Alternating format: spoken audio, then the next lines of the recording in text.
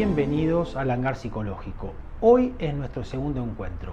Vamos a desarrollar un tema que es fundamental, que son las patologías aeronáuticas, antiguamente llamados los síndromes secundarios de desadaptación al vuelo. ¿Por qué tenían este nombre? Porque estaban dirigidos a las tripulaciones.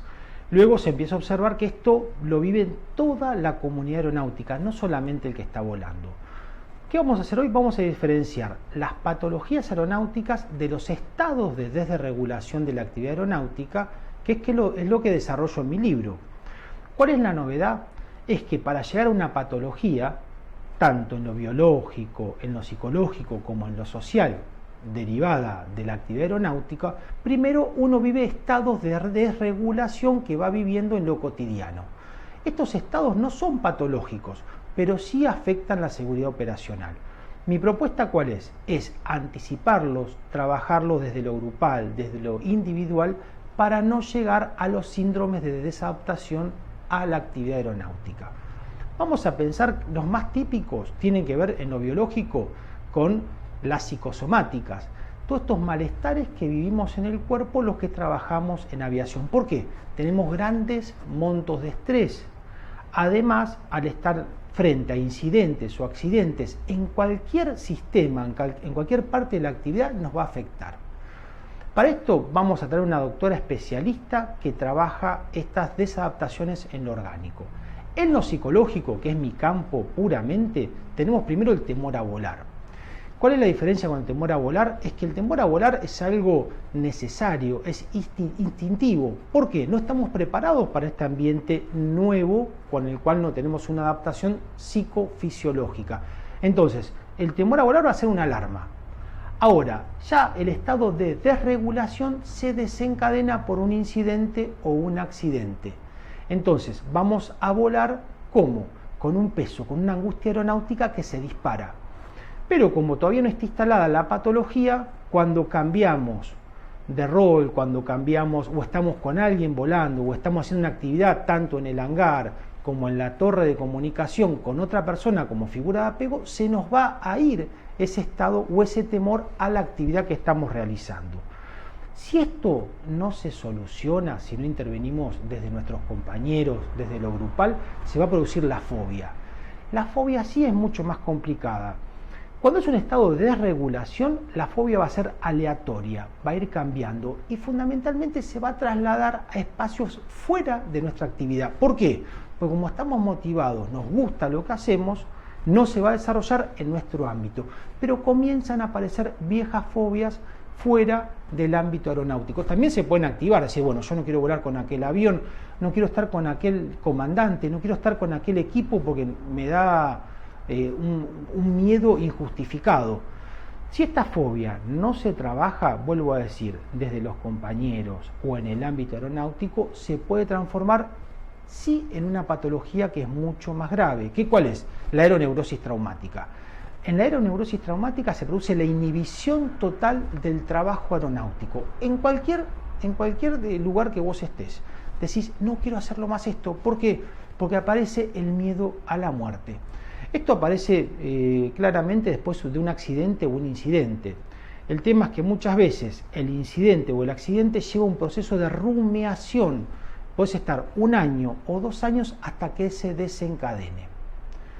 Estos estados de regulación, como decíamos, uno convive constantemente. La diferencia es que cuando queda un anclaje, cuando se fijan, se produce la patología.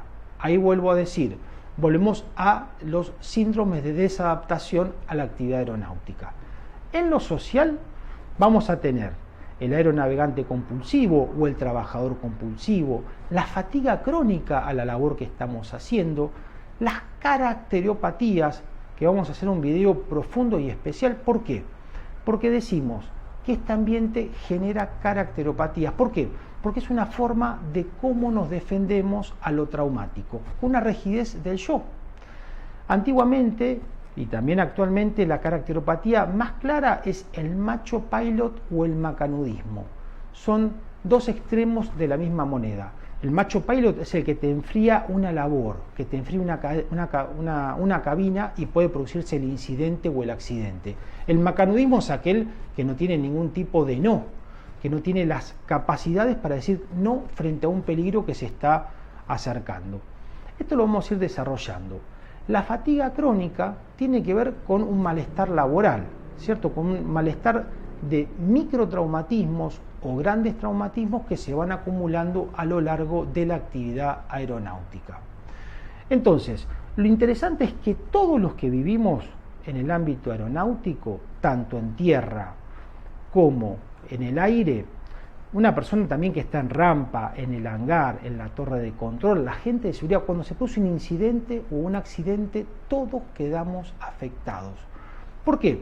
Porque no solamente queda afectado esa persona que conocemos, sino que podemos estar en ese lugar y nuestras familias también empiezan a recibir esa angustia que no es procesada por el sistema. Entonces, ¿qué proponemos? Del DITEA, que es el dispositivo de intervención temprana de emergentes aeronáuticos, capacitarnos en estos efectos que vamos a ir desarrollando capítulo a capítulo, video por video, y que están en mi libro. ¿Para qué? Para que vos sepas cómo esto va a repercutir en tu cuerpo, en tu psiquis y en lo social.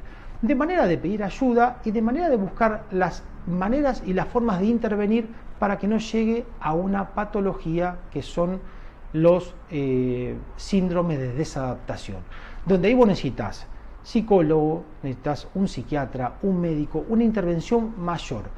La propuesta es que los estados de desregulación en realidad los tenemos todos en la carrera y que vamos conviviendo con estos, pero muchas veces aquel que lo padece, como está con una motivación elevada, es la familia el que lo detecta.